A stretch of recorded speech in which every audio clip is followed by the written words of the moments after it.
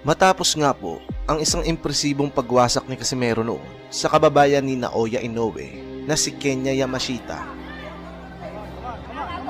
And you can see that the bleeding is really bothering Kenya Yamashita. Kaya nga medyo si Casimero matras. Another nice uppercut. Uh-oh. Wala na. Yep. Wala na. Yun na. Wala na. Wala na. Wala na. Sama ng tiklog. Oh, this is messy. No legs. Fatality. No legs, please. Peligroso yan. Napuruhan pa ng Ay dahil nga po dito ay nabigyan nga po ng pagkakataon si Cuadro Alas upang lumaban sa isang title match kontra sa kilabot na knockout artist ng Mexico at binansagan sa alias na The Cobra dahil sa malakamandag na dulot ng mga kamao na ito. Ito'y walang iba kundi si Ricardo Espinosa Franco.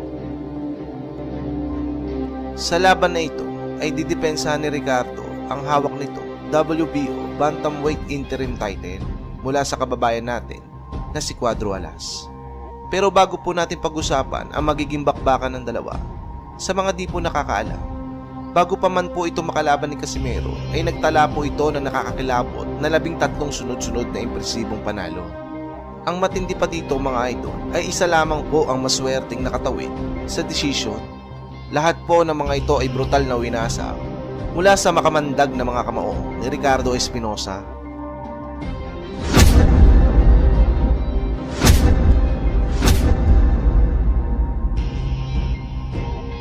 May kartada noon si Espinosa na 23 na panalo at 20 sa mga ito ay tinapos sa pamamagitan ng mabisang knockout mga idol.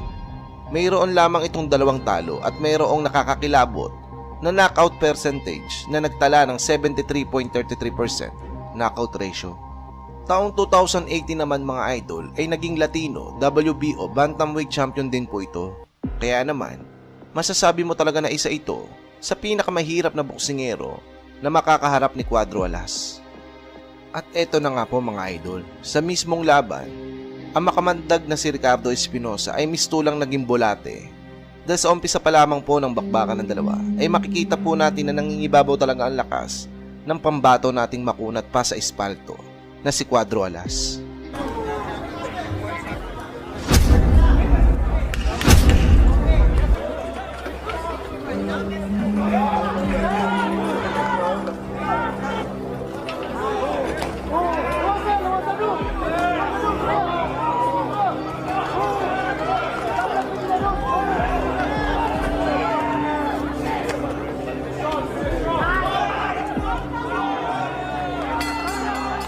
Sa round 3 naman mga idol ay mas lalong naging agresibo at tila mabangis na layon na si Casimero. Halos saluhin na ni Ricardo ang mga malalakas sa patama ni Casimero. Pero bibilib ka rin naman talaga sa pambato ng Mexico dahil makunat din ang pagmumukha nito na kahit pa nga tinatamaan ng mga solid ay nagagawa pa rin itong sumabay sa round 3 kay Casimero.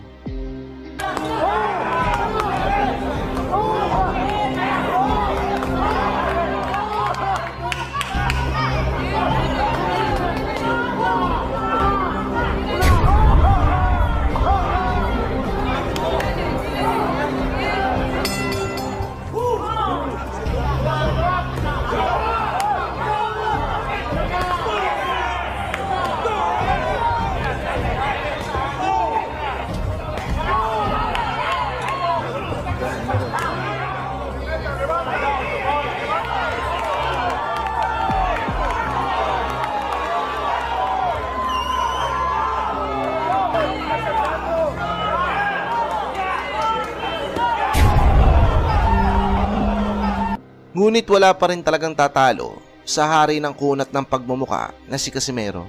Nang sumapit po kasi ang round 6 mga idol, dito po ay bumagay na ang pagmumuka ng Meksikano. Matapos po tamaan ang isang solid na right hook ni Cuadro Alas. Baksak ang Meksikano mga idol.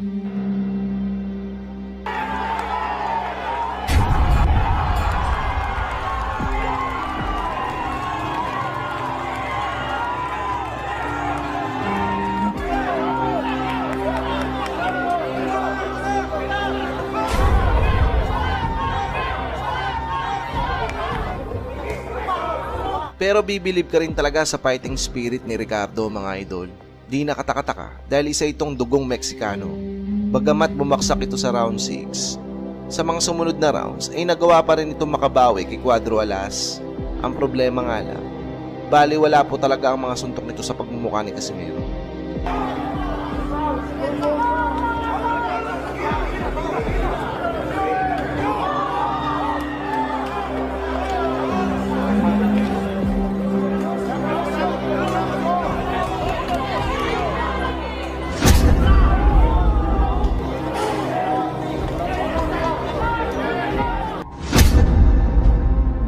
Umabot pa ng round 12 ang bakbakan ng dalawa mga idol dahil sadyang matigas din po talaga ang tinaguriang The Cobra ng Mexico. Ngunit sa rounds na ito, dito po ay tinapos na rin po ni Cuadro Alas ang laban. Matapos nga pong itigil na ng referee ang laban dahil halos di na kayanin ni Ricardo ang malalakas na suntok na pinapakawalan ni Cuadro Alas.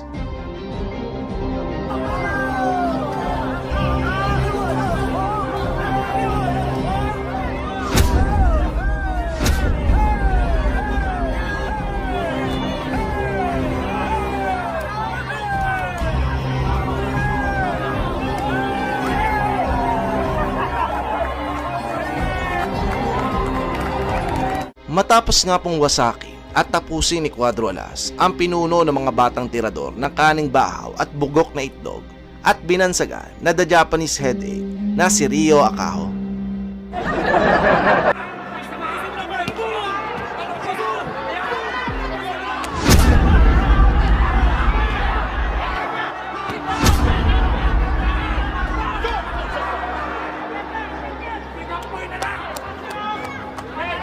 Dahil nga po dito ay muling kuminang at pinag-usapan muli sa mundo ng palakasan ang angas ng Pinas, John Riel Casimero, ang nag-iisang boksingerong may muscle sa muka dahil sa kunat ng pagmumukha nito.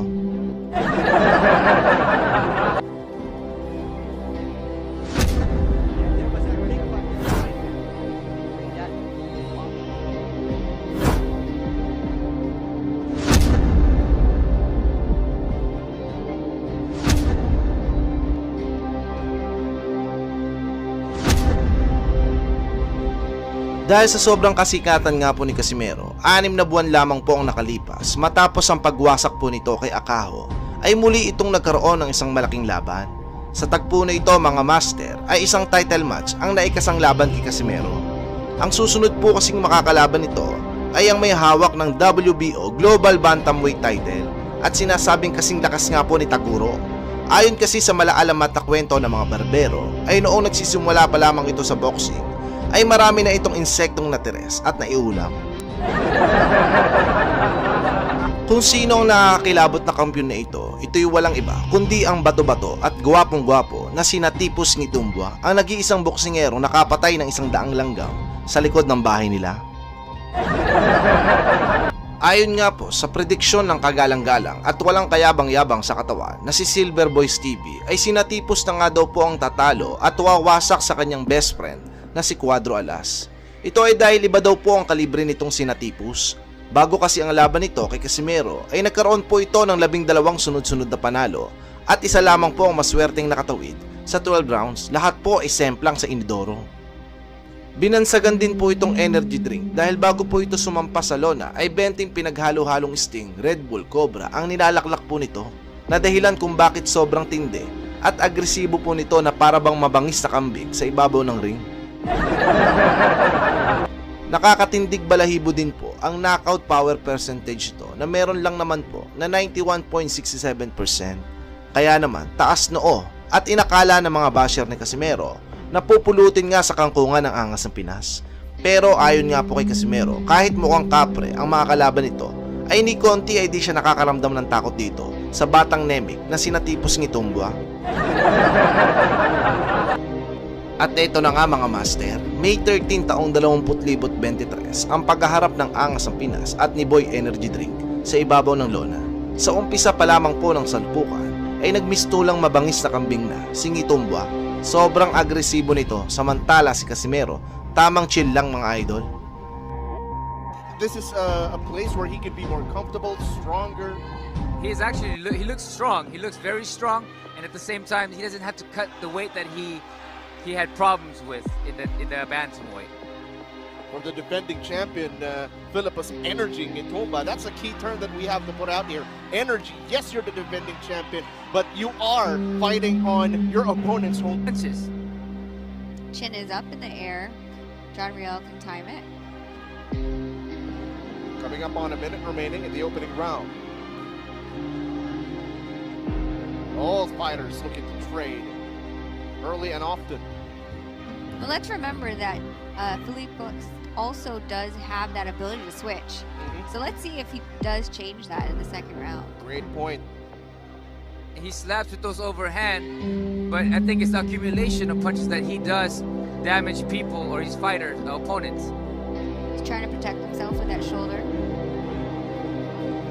Ngitumba.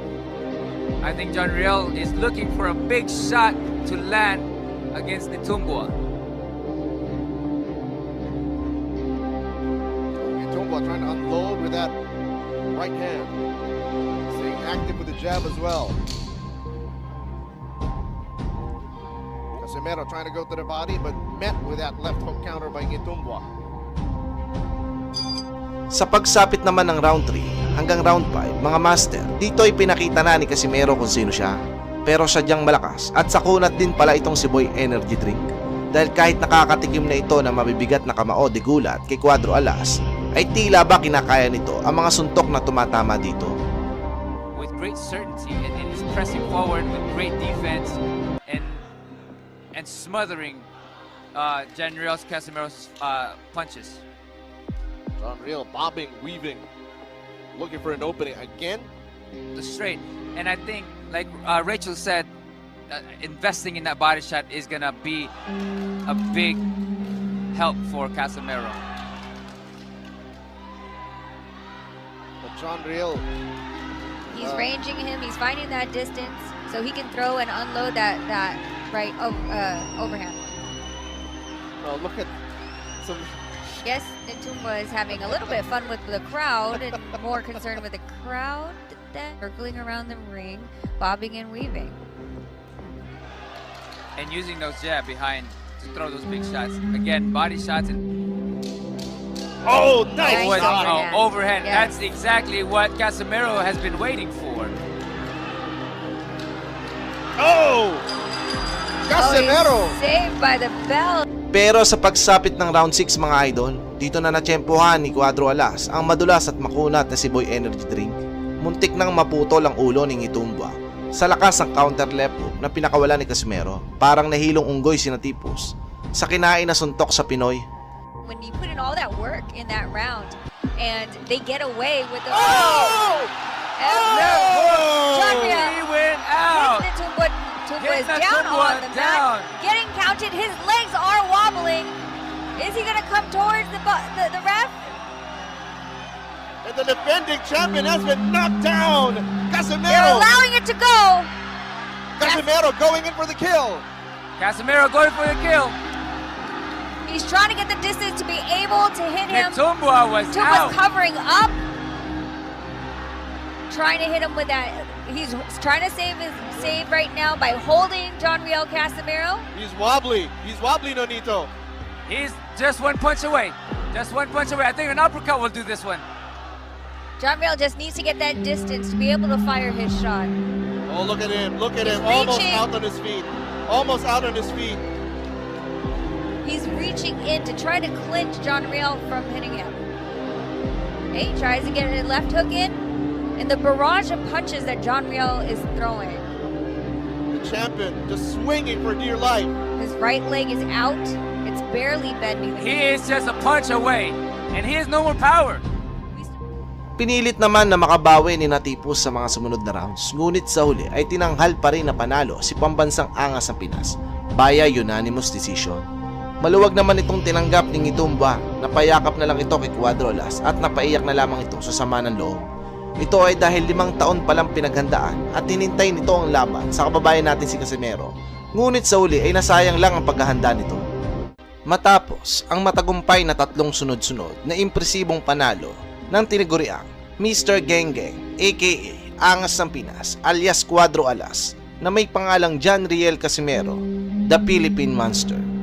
Ay taong 2015 ay dumayo sa bansang Thailand si Mr. Geng Geng upang isakatuparan ang pagiging 2 Division World Champion nga nito. Sa tagpo na ito mga master, ay makakalaban nga po ni Cuadro Alas, ang pinuno ng mga kultong kuto at kasulukuyang hari ng mga burikat na walang iba kundi si Amnat Duling Duling alias The Wrestler Man. Paglalabanan po nila ang hawak noon ni Wrestler Boy Amnat na IBF World Flyweight title. Ngunit sa kasamaang palad nga po mga master ay nadaya at naging cooking show nga po ang naging laban ni Cuadro Alas dito kay Amnat Ruwengrong matapos matalo si Casimero via unanimous decision. Kahit kitang-kita ang kagulangan at kawalang-yaang ginagawa ng taong ipis na to ay nanalo pa rin si Ungas. Sa mismong teritoryo po kasi nito ginanap ang laban sa Bangkok, Thailand. Kaya naman malakas po ang loob na gumawa ng di kaaya-aya. Biro mo ba naman, boxing ginawang wrestling ni Impacto? Isama mo pa ang bias at kamag-anak ata ni Amnat Duling Duling na referee at mga hurado sa naturang bansa na to. Tila ba walang pakialam ang mga ito kahit balibag tuta na ang ginagawang pakikipaglaban nito sa kababayan natin na si Casimero. 102 ครั้งในการแพ้ที่แอฟริกาใต้แล้วก็แพ้ที่เม็กซิโกซิเมโรนี่ทำให้เราหวั่นอยู่เหมือนกันว่า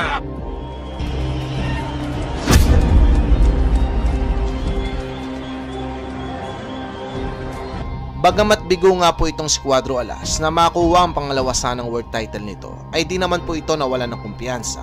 Bagkus ay kumain pa ito ng maraming kamote at saging na sinabayan pa nito ng 24 oras sa paghahalo ng simento at matinding mind concentration. Para sa susunod nga pong paghaharap nila ni Boy Wrestler, ay babasagin nga nito ang ribs nito at gagawing yuping dilata ang pagmumukha nito. At eto na nga mga master, May 25, taong 2016 nabigyan ulit ng pagkakataon si Cuadro Alas na makapaghigante at busalsali ng pagmumuka ng hari ng mga kultong kuto na si Amnat Duling Duling. Sa pagkakataon na ito ay di na po pumayag ang Boxing Council na ganapin sa Thailand ang laban ni Casimero at Amnat, bagkus ay ginanap po ang laban ng dalawa sa Diamond Court Beijing sa bansang China. Veteranong referee na rin po ang magsisilbing third man in the ring sa magaganap na laban ng dalawa. Kaya naman, dahil dito ay di na po makakapanggulang pa si Boy Wrestler. Round 1. Akala ko pa naman mga master ay nagbago at nag-improve na ng estilo si Boy Kuto, pero ganun pa rin. Walang pagbabago ang Kurimaw. Mahilig talaga sa balibag tuta ang estilo ni Boy Duling Duling.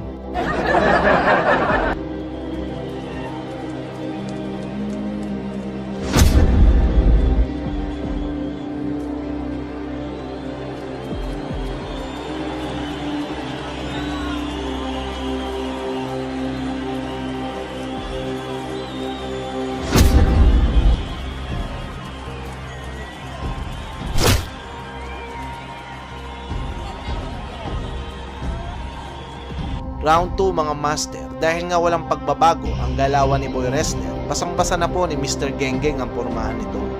Kalkulado at maingat ang mga binibitawang suntok ni Casimero. Naghihintay ng tamang pagkakataon, magarutay ang pagmumukha ng Thai boxer.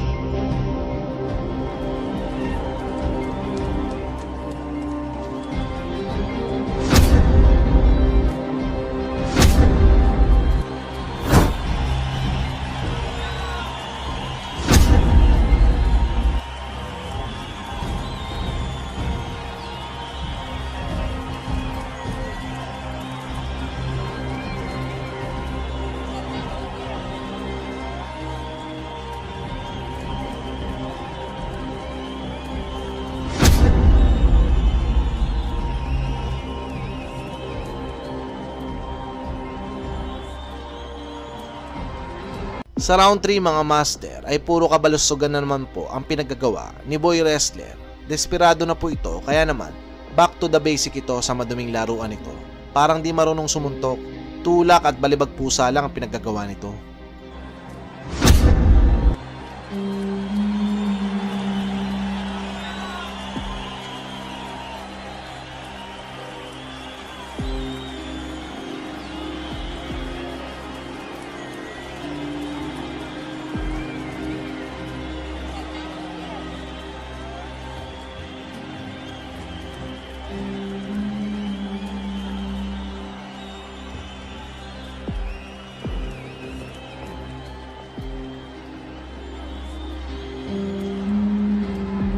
At eto na nga mga master, sa pagsapit nga po ng round 4, dito na pala matitikman ni Amnat Duling-Duling ang pinakamasakit na suntok na matitikman nito sa talambuhay nito.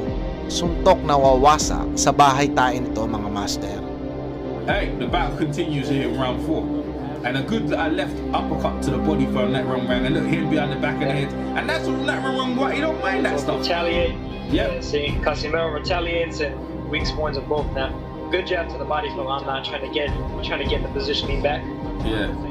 We fight loose. Oh! Big left hook from Casimiro. And he could. Down. And he looks hurt. Oh, he looks really hurt. And he's got up. Surprisingly up and all foot up. I can't believe it. That was... Parang layon na galit si Casimero sa kawawang kuting. Binugbog di alimpungatan nito ni Casimero na para bang wala ng bukas. Di na pinatagal ni Boy Angas ang laban. Tinapos na rin ito ni Casimero sa pamamagitan ng isang malahalimaw na kidney punch na dahilan upang mamilipit sa sakit si Boy Wrestler man. Down to a millions Williams got raw, but this one here, he looks really hurt. His legs. Amnat's very hurt, but he's throwing back with bad intention. Yeah. Nice overhand. And he's trying to trip him. He's trying to trip him with his leg. I saw that in that row. Yeah. He looks like Trying to survive. I tell you what, man, and he's after him.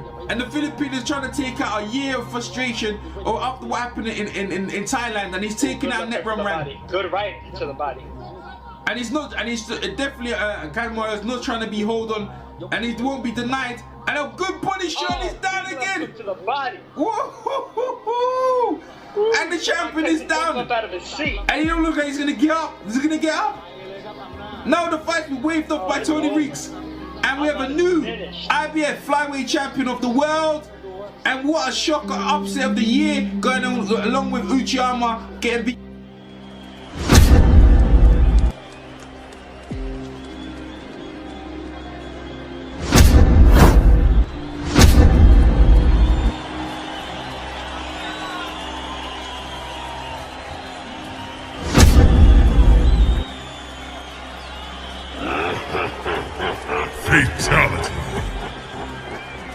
Dahil nga po dito ay napaiyak na lang po ang pamilya ni Amnat Rueng-Rueng dahil sa masaklap na sinapit nito mula sa mga kamay ni Mr. Geng Geng.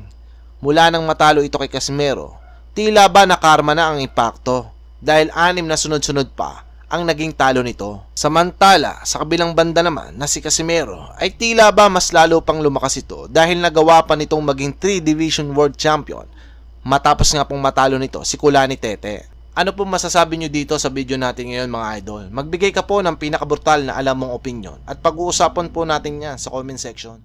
Salamat!